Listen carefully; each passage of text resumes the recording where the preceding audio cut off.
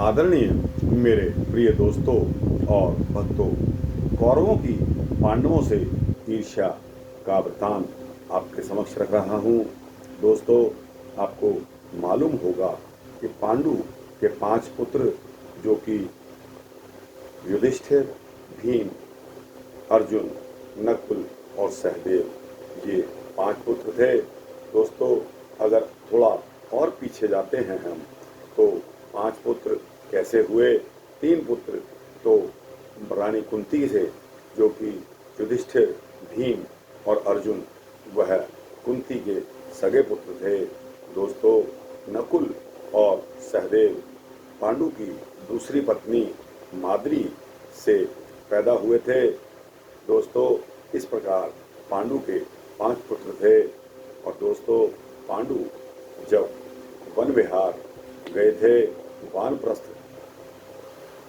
तो अपने भाई युधिष्ठिर को राजकाज सौंप गए थे। दोस्तों, युधिष्ठिर आंखों से तो अंधे थे, लेकिन उनके 100 पुत्र थे। दोस्तों, 100 पुत्र जहां खड़े हो जाएं, जिनको कौरव कहा जाता था। दोस्तों, इन 5 पांडवों के मुकाबले वो बहुत ही दुष्ट प्रकृति के और दुराचारी लोग थे। दोस्तों, कौरवों की ईर्ष्या पांडवों के प्रति जग जाहिर थी।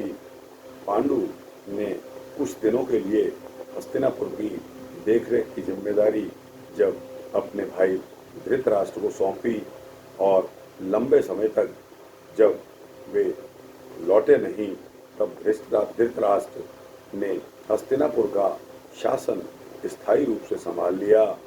उनके 100 पुत्र थे, जो कौरव कहलाते थे। धृतराष्ट्र के बड़े बेटे दुर्योधन और दुशासन को अपने कुटिल मामा शकुनी पर बहुत विश्वास था और उनका संरक्षण भी प्राप्त था। शकुनी ने दुर्योधन के मन में यह बात डाल दी थी कि उसके पिता धृतराष्ट्र अंधे होने के कारण ही पांडु को राजा बनाया गया था, अन्यथा राज्य पर तुम्हारे पिता धृतराष्ट्र का ही अधिकार है। और अब जब पांडु नहीं रहे, तब दुर्योधन ही हस्तिनापुर साम्राज्य का उत्तराधिकारी है। पांडवों का इस प्रकार इस राज्य पर कोई अधिकार नहीं बनता। शकुनी की जहरीली बातें दुर्योधन के मन में घर कर गई, इसलिए वह अपने भाइयों के साथ इस प्रयास में लग गया कि पांडव खुद ही हस्तिनापुर से चले जाएं। दुर्योधन भीम को अपना सबसे बड़ा दुश्मन मानता था, क्योंकि वह उससे अत्यधिक बलशाली था। भीम में अन्य गुणों के अलावा एक कमजोरी यह थी कि वह बहुत पेटू था और खाना बहुत खाता था।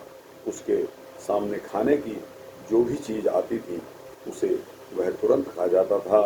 उसकी इस आदत का दुर्योधन ने नाजायज़ फ़ायदा उठाया और एक षड्यंत्र रच डाला।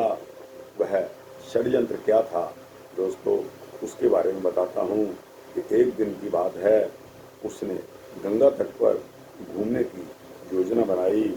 उसने पांडवों को भी बुलावा भेज दिया। दुर्योधन ने सबके खाने के लिए लड्डू बनवाए और 2 बड़े बड़े लड्डुओं में जहर मिला दिया। उसने वे लड्डू भीम को दे दिए। लड्डू खाते ही भीम का सिर चकराने लग गया। फिर सबसे नज़र बचाते हुए दुर्योधन ने भीम को गंगा नदी में धक्का दे दिया। जब शाम हुई, सभी महलों में लौट आए।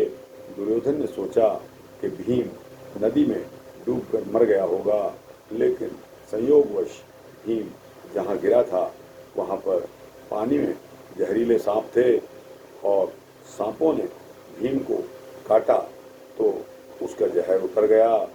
जहर उतरते ही भीम तुरंत स्वस्थ हो गया और तैरकर नदी तट पर आ गया। वहाँ से वह राजमहल पहुँच गया और दोस्तों, माता कुंती और उसके भाई उसे सही सलामत देखकर अत्यंत प्रसन्न हुए।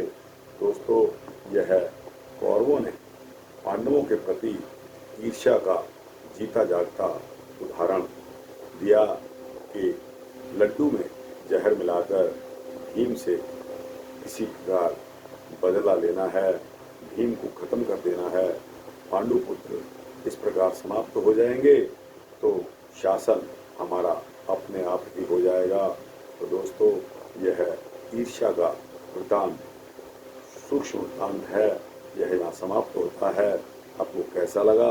अच्छा लगा हो तो इस वृतांत को लाइक और शेयर करते हुए अपने दोस्तों, भक्तों, मित्रों, जिज्ञासुओं को अवश्य भेजना। और दोस्तों, इस चैनल को सब्सक्राइब करेंगे तो आपको इसी तरह के भक्ति वृतांत मिलते रहेंगे। मेरा संकल्प है कि आपको इस तरह के वृतांत देता रहूं। जय श्री राधे, जय श्री